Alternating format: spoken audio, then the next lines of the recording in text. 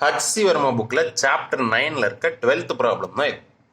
A ball kept in a closed box moves in the box making collisions with the walls. The box is kept on a smooth surface. The velocity of the center of mass. So என்ன சொல்லியிருக்காங்க அப்படின்னா ஒரு smooth surface இருக்கு.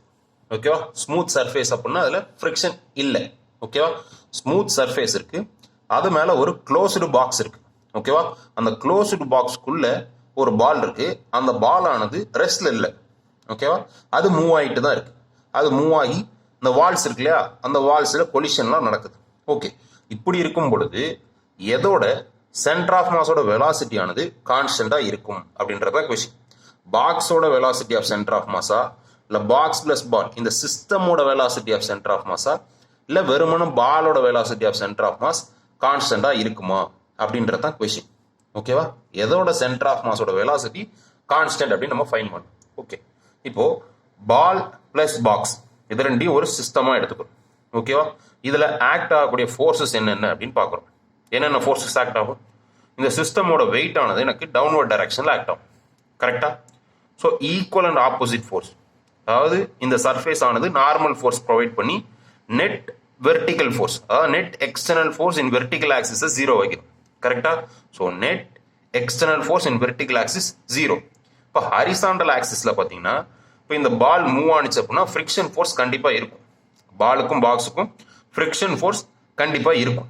அது horizontal force தான். ஆனால் அது internal force.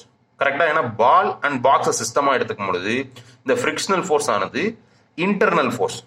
கரெக்டா? ஸோ அப்போ net external force ball plus box சிஸ்டமில் ஜீரோ. கரெக்டா?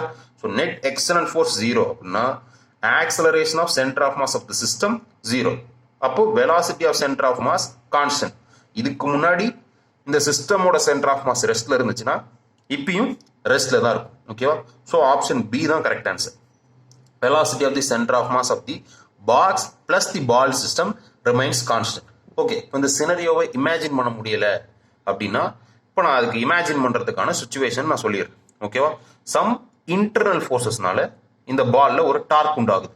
ஓகேவா? அந்த டார்க் ஆங்குலர் ஆக்சலரேஷனை உண்டு பண்ணி இந்த பாலை ரொட்டேட் பண்ண வைக்குது.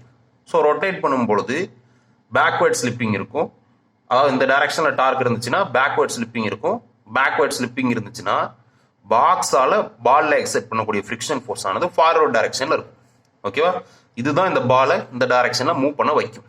Okay, so frictional force by the ball on the box பார்த்தீங்கன்னா ஈக்குவல் மேக்னிடியூட்ல பேக்வர்ட் டைரக்ஷன்ல இருக்கும். ஓகேவா? பால் ரைட் சைடு மூவ் ஆகும் பொழுது சைமுல்டேனியஸா பாக்ஸ் ஆனது லெஃப்ட் சைடு மூவ் ஆகி இந்த சிஸ்டமோட சென்டர் ஆஃப் மாஸை கான்ஸ்டன்டா வச்சிருக்கும். அதாவது இதுக்கு முன்னாடி ரெஸ்ட்ல இருந்துச்சு இல்லையா, அதே மாதிரி இப்பயும் ரெஸ்ட்ல வச்சிருக்கும். ஓகேவா? இந்த பால் ஆனது ரைட்ல மூவ் ஆகல, இந்த பாக்ஸ் ஆனது லெஃப்ட்ல மூவ் ஆச்சுன்னா சென்டர் ஆஃப் மாஸ் ஆனது இதுக்கு முன்னாடி எங்க இருந்துச்சோ அங்கே தானே இருக்கும். ஓகேவா? ஸோ இப்படிதான் இமேஜின் பண்ணணும். இப்போ பாக்ஸ் பால் அதோட சென்டர் ஆஃப் மாஸ், அதாவது velocity of centre of mass of the box and the ball தனித்தனியா பார்த்தீங்கன்னா கான்ஸ்டன்டா இருக்காது. ஏன் அப்படின்னு பார்ப்போமா? ஸோ இங்கே பாக்ஸ் இருக்கு. ஓகேவா? இப்போ இங்கே பாக்ஸை மட்டும்தான் சிஸ்டம்னு எடுத்துக்கணும். ஆப்ஷன் ஏ படி பாக்ஸை மட்டும்தான் சிஸ்டம்னு எடுத்துக்கணும். ஸோ இதில் ஆக்ட் ஆகக்கூடிய ஃபோர்ஸஸ் என்ன? பாக்ஸோட வெயிட் டவுன்வர்ட் டைரக்ஷன் ஆக்ட் ஆகும், அதை நார்மல் ஃபோர்ஸ் பேலன்ஸ் பண்ணிருக்கும். அதே மாதிரி பாலோட வெயிட் டவுன்வர்ட் டைரக்ஷன்ல பாக்ஸ் மேலே எக்ஸெப்ட் பண்ணும், அதையும் என்ன பண்ணிருக்கும் அப்படின்னா நார்மல் ஃபோர்ஸ் பேலன்ஸ் பண்ணிருக்கும். So net external force in vertical axis, அதாவது பாக்ஸை மட்டும் சிஸ்டமாக எடுத்துக்கும் பொழுதும் ஜீரோ தான். இப்போ ஹரிசாண்டல் ஆக்சிஸ்ல பார்த்தீங்க அப்படின்னா frictional force by the ball on the box எனக்கு இந்த டைரக்ஷன் ஆக்ட் ஆகும். இப்போ ஃப்ரிக்ஷனல் ஃபோர்ஸ் ஆனது இன்டர்னல் ஃபோர்ஸ் கிடையாது, external force.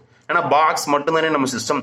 So ball box மேலே எக்ஸைட் பண்ணக்கூடிய சிஸ்டம் ஆனது எக்ஸ்டர்னல் ஃபோர்ஸ் கிடையாது, எக்ஸ்டர்னல் ஃபோர்ஸ் தான். ஓகேவா? ஸோ இப்போ இதில் நெட் எக்ஸ்டர்னல் ஃபோர்ஸ் என்ன கிடையாது? ஜீரோ கிடையாது. அதே மாதிரி இந்த பால் ஆனது எனக்கு இங்கே கொலாய்ட் ஆகையில ஃபோர்ஸ் எக்ஸைட் பண்ணும். கரெக்டா? அதுவும் எந்த ஃபோர்ஸ் கிடையாது, இன்டர்னல் ஃபோர்ஸ் கிடையாது.